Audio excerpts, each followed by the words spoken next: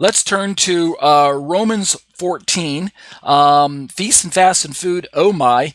We're going to be doing basically an overview, a review, since we missed almost 2 weeks, and so we won't learn anything new tonight. For those of you who are maybe first time joining us, this will just be review for you. And so I won't be as long before you tonight. Let me tell you where we're going with this particular study. So I wrote a study. It's available on my website at tatesatorah.com entitled Romans 14 Unplugged, Feast and Fast and Food. Oh my. And the study itself is a look at the chapter of Romans 14, but within the context of the whole book of Romans as a whole. And so the scope and the style of the study is broken up into these different topics that you can see on my screen right now from my commentary. And so let me just read some of those bullet points for you, and then I'll actually look at some of the verses and tell you what we gleaned from that particular part of the study. In Romans 14:1, Paul talks about those who are weak in faith. And so the first question we entertained was, who are the weak in faith? And I'll tell you, when we look at the verse, I'll tell you what we came up with in a moment. The second bullet point that we entertained, which is all of these are questions that you can see, these are my own questions, is in verses 2 through 4, we asked the question, what is the contrast between anything and vegetables? So is this a discussion, for instance, with Paul telling the readers, hey, some people eat anything and some people eat vegetables? Is he trying to tell us some people keep kosher according to the Torah and others don't keep kosher according to the Torah, but it's fine no matter which one you choose? It was that the interpretation of what Paul's getting at in those verses. That was what we're entertaining by that particular question. The third section, the third question, covered verses 5 through 9. And the question was, are Christians free to worship God any day of the week? And based on that particular discussion, we're trying to find out, is Paul really saying some people pick Saturday as their worship day, some people pick Sunday as their worship day, some people pick a different day, Friday, who knows? The point is, it doesn't matter which day you pick. The point is, pick a day that works for you, between you and God, and whatever you're comfortable with, just go with that, and that's acceptable to God and to me. Is that what Paul's saying in that particular part of his letter? Or is he in fact talking about some other type of special day rather than a worship day? Perhaps he's talking about a fast day. Perhaps he's talking about another type of a special holiday or something like that. Those are the discussions that we had for that particular section. The next section that we've been looking at is Romans 14:10 through 13. This is kind of where we're at now, is who is the brother of this particular section? Is he talking to Christians when he says brother? Is he perhaps maybe implying that there's a brotherhood among Jews and Gentiles that expands beyond the smaller church groups? In other words, a larger brotherhood that would include Jews and Gentiles who are worshiping God together, but not necessarily worshiping Messiah together. How does Paul use this word brother in this particular section? That was what we were trying to look at in that part.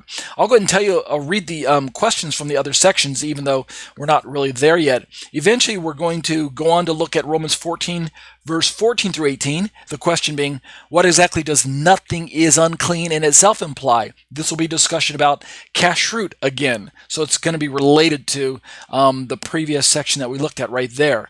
Is Paul saying that it doesn't really matter what the Bible says is unclean? Yeshua has cleansed everything, and really now it's just between you and God and your conscience as to what you can eat or what you cannot eat. What does Paul mean by nothing's unclean in and of itself? A lot of ambiguity behind that phraseology. We're going to look at that in time. In verse 19, the question is, how can we make for peace and mutual upbuilding? If we've got two different people groups in the same community, Jews on one side, Gentiles on the other, believers in Jesus, people who don't believe in Jesus, slave and free, male and female, you remember some of the other verses that Paul talks about. How do we all come together? How can we make for peace and mutual building if we've got different calendar days, if we've got different table fellowship requirements? How can peace and mutual building even come together? right? That'll be a good discussion when we get to it. In verses 20 and 21 of chapter 14, we'll ask the question, what does everything is indeed clean mean? Again, it'll be related back again to the previous two sections. Nothing is unclean in of itself, and what's the difference between anything and vegetables? So Paul keeps circling back around again to this food-related issue. Right? Why is this so important in Paul's mind? What's so big about table fellowship in the first century that had Paul kind of devote almost a whole chapter in his letter to this particular topic? And then the final section we'll look at verses 22 and 23, the last two in the chapter, which ask the question, how do we keep the faith we have between ourselves and God? At the end of the day, you make this decision that this day is special and this food is acceptable.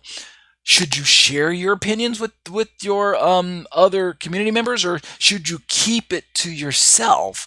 How does that all work out, right? What's Paul trying to imply when he says, keep the faith you have between yourself and God? I mean, how big should that be? So those are some of the topics that I'm going to be looking at over the course of time in the study.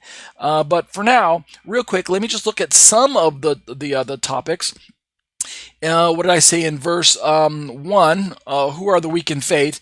If you look at the passage, as for the one who's weak in faith, welcome him, but not to, let me scroll up there, but not to quarrel over opinions. Basically, in the commentary, we looked at some of the Greek, which you can see over on this side of the screen, and we tried to ascertain who this weak in the faith is. This the astanunta te piste, like we see right here in the Greek. And as far as I can tell, there are two primary ways to interpret the weak in faith.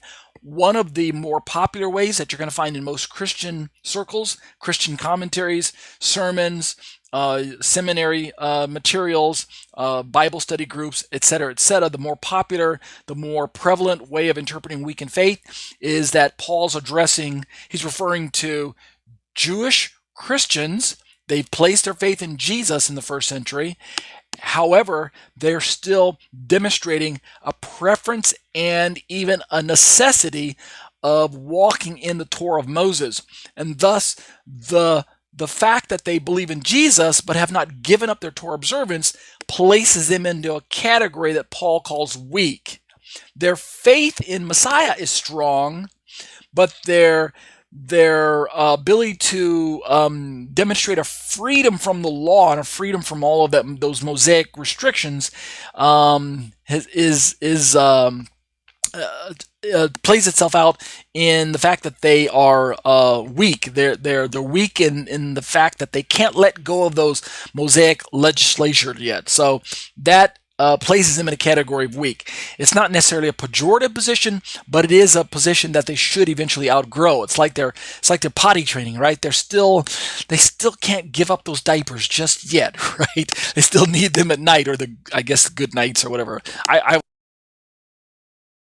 Sorry about that. I hit my mic from mute. I myself was a bedwetter until I was like 12, so I had to wear the diapers a lot longer than other kids did. But it's not that my mom and dad looked down on me for wetting the bed, up until I was 12, but they did have the expectation that, Ariel, you should grow out of having to need to wear diapers for so long. You should be potty trained by this point in time.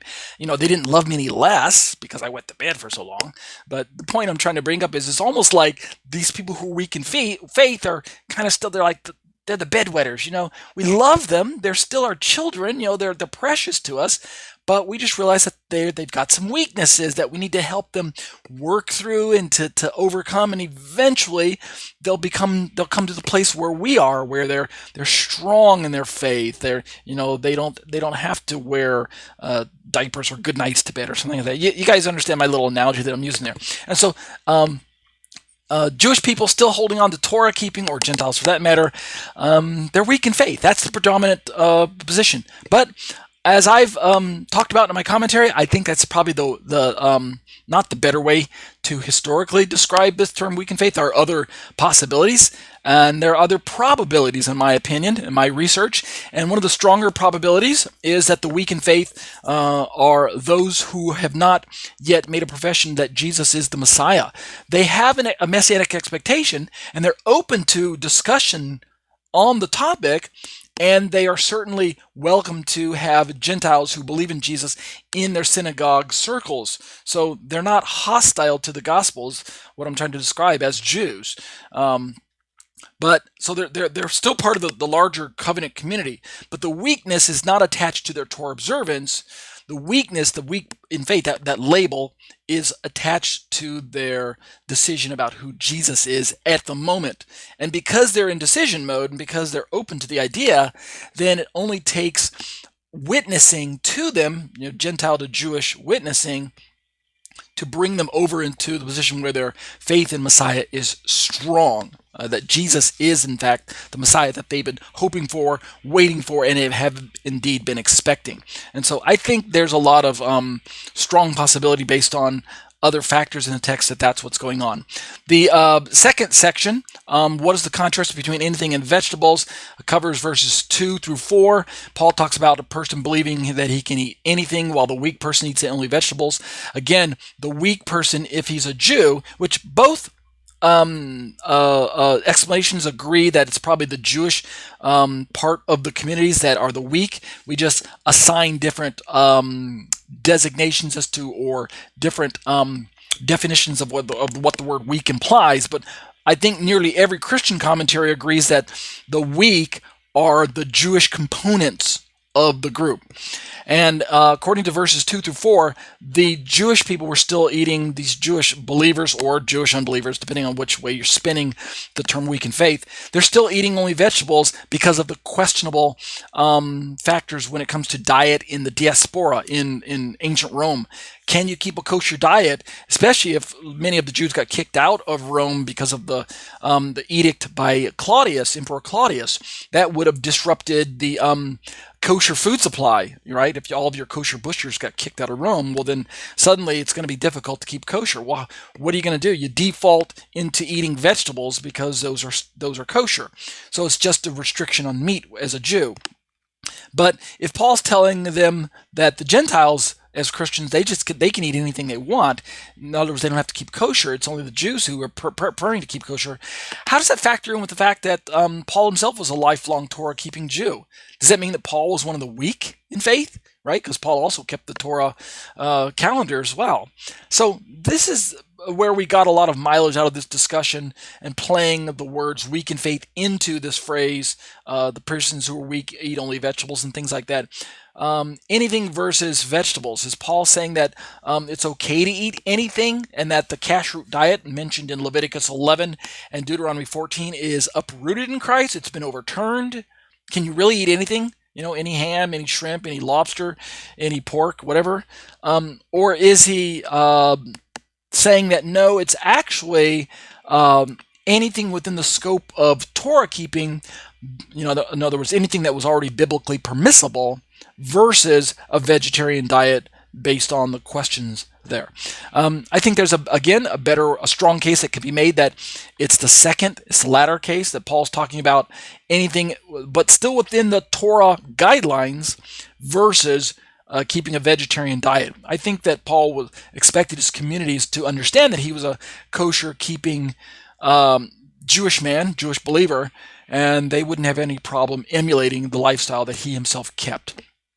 And so it's based on that we went into the this third section found in verses 5 through 9. Are Christians free to worship God any day of the week? Based on verse 5 says one person esteems one day as better than another, while another esteems all days alike. Each one should be fully convinced in his own mind. Is Paul saying that some of you in the group keep Saturday Sabbath, which of course would have been, according to the predominant Christian interpretation, would have been the Torah-keeping Jewish believers, and then some of you keep a different day. One of you esteem a different day alike. Was Sunday keeping already cropping up at this point in time in Paul's letter when he wrote the letter in the, like, say, the mid 60s, or I'm sorry, the mid 50s or so when this letter was penned of his day. Again, the popular opinion is that Paul is actually giving license to keeping whatever holy day is acceptable to you personally, which, in my opinion, would make it very difficult to have any kind of group cohesion wherever you went. I mean, what if you had a congregation of, say, exactly 100 people, including the leader, right, the pastor or whoever, and you took a vote, and 50% of you voted on Saturday keeping, Sabbath keeping, and 50% of you voted on Sunday keeping? What do? You got a deadlock. Did you go into a filibuster? I don't know, right? What do you do to solve the deadlock, right? Because half of you voted personally to esteem one day, and the other half of you voted personally to esteem a different day. Paul says it's okay if you do whatever your conscience is telling you should do. I don't think that's really the best way to interpret this passage. It's more likely that, and we looked at this in my commentary, it's more likely that what Paul is referring to when he talks about special days being esteemed over and against one another are fast days which are not mandated by the Bible, mandated by the Torah, and thus are open to personal interpretation.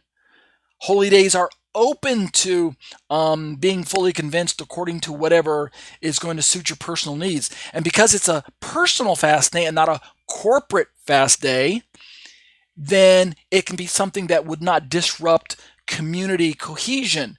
So you have 10 people who say, hey, we're going to fast on Tuesday. Anybody want to join our little Tuesday fast group? And those 10 people go on fast on their own. But yet we still meet on the same meeting days. See what I'm saying? The other 90 people who eat on that day, they still all worship corporately on the same day, but they're fasting in their homes at different times or whatnot. So I think that's a little easier to work with historically and socio-religiously, working with the historical data that we have available to us. I think it's a better fit for the context, because Paul has never, in any of his letters, displayed the Torah, the commandments of the Torah as something that was optional and kind of put to a vote according to your own personal conviction type of aspect. He's never really said, okay, God's commandments were given, but if you're not fully convinced that you should be keeping them, then just kind of pray about it. And if you're fully convinced that you should be keeping this part of the Torah, then go ahead and keep that. But if not, that's acceptable too, because God accepts you, right? Like he goes on to say in the next few verses, if you honor a certain part of Torah or a certain day, God will uphold you. He'll honor you. You give thanks to God because of that. It's never really been that way in ancient Israel or in any of Paul's letters. So why would we suddenly put Sabbath under that particular restriction or description or paradigm or use that particular logic flow when it comes to Sabbath? So that's what we looked at that part. And then the last section that we looked at in my commentary, and we haven't even really gotten to the other 4 bullet points, is who is the brother? And originally, if you look at starting in verse 10, where Paul says, why do you pass judgment on your brother? Or why do you despise your brother? Right? For we all stand before the judgment seat of God. We know that Paul's talking to brothers, and we know historically that if you look through the rest of Paul's writings, that there's the extremely strong case that Paul's referring to brother Christians, fellow believers across the ethnic lines, Jew and Gentile, across the social lines, male, female, slave and free, all of those things. Brother is a term that came to be used in the emerging communities of the first century by the Christians to describe fellow brothers in Christ, brothers in Messiah.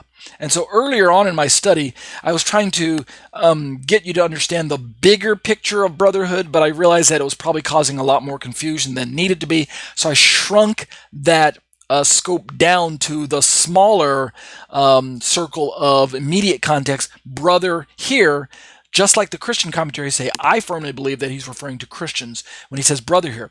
However, with that being said, I've not abandoned my larger definition of this term brother when Paul needs to apply that, and it's in the back of his mind, I believe, as well. And this larger application of brother is the brotherhood of covenant members who would include Jew and Gentile in Messiah, but also include unbelieving Israel in the scope of brotherhood.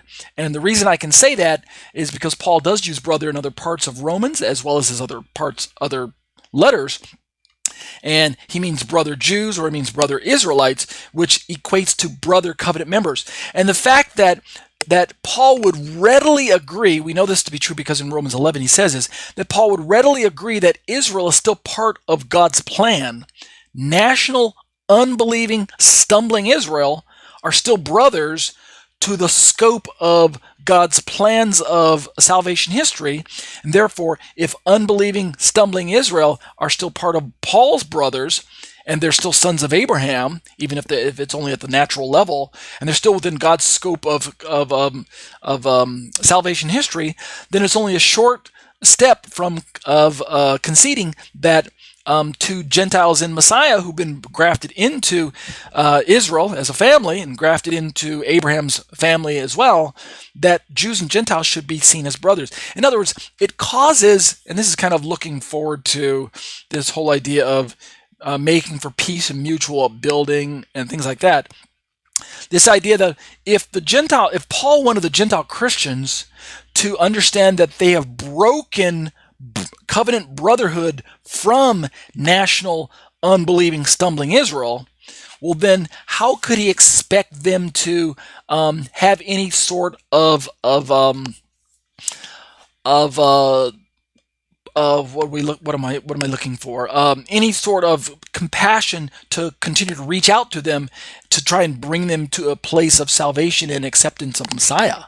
If there's in psychology we call this othering, othering, other, where we're looking at from our perspective, we're looking across the railroad tracks at those people who live on the other side of the tracks, and we have this human nature, we have this human kind of tendency in our flesh to look at anyone other as different and alien and strange and kind of look down on them. Right? We have this tendency to compare what we have to what they have, and we somehow want to prove or demonstrate how what we have is better and more advantageous, and et cetera, et cetera, et cetera. So it's called othering. You can look this up on the internet, othering.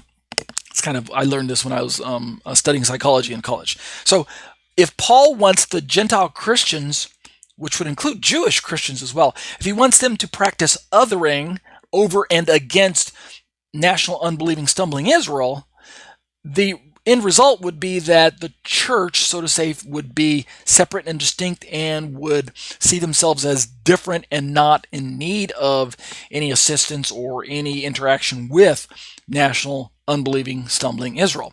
But I don't believe that's what Paul wants. As I understand reading through his letters, he wants the opposite. In fact, if you go back and read through chapter 11 of Romans, you'll find that he's going to go great pains to warn the Gentile Christian church away from having this kind of othering attitude, this haughty attitude, this high-minded, prideful, we don't need you, we've replaced you type of attitude that unfortunately the Gentile Christian church did foster down through history. I'm not saying all of the church does today. Thankfully, many in the Christian church have repented of that mindset and have seen the error of that way and are beginning to recognize that greater unbelieving national stumbling Israel, although she's in a position of unbelief when it comes to Messiah, nevertheless, and I'm coming full circle, she's our covenant brother. She's our brother, and she needs us to learn about their Messiah, about our Messiah. We've got to witness to the unbelieving Jews and bring them into the family. So I think Paul would agree with that particular assessment. So that's where we went with the study. We looked at all of those particular questions, and next week, we'll see if I can draw a close to the part, who's the brother. What I did in my commentary, let me just scroll back up and show you where we're going to have to go next week, is I rewrote some of this to include a lengthy section entitled Background and Historical Audience. And from there, I'm backtracking in my commentary to show how the intended audience of Paul's letter includes a background necessary to appreciate why he wants Jews and Gentiles working together with one another, particularly in all of these matters of, for instance, special days, holy days, table fellowship. All of these are really big deals in the first century. Maybe they're not as big as to us today. Table fellowship in Jewish and Gentile Christian settings today isn't such a big deal, especially between the rabbinic Jewish synagogue and the evangelical Christian church, or we're not really worried too much about meeting together and worshiping together and eating this at the same table. But in the first century, this was a big deal, and so we'll continue to look at that as we go along, okay? And that'll do it for our Romans 14 study, Feast and Fast and Food, oh my.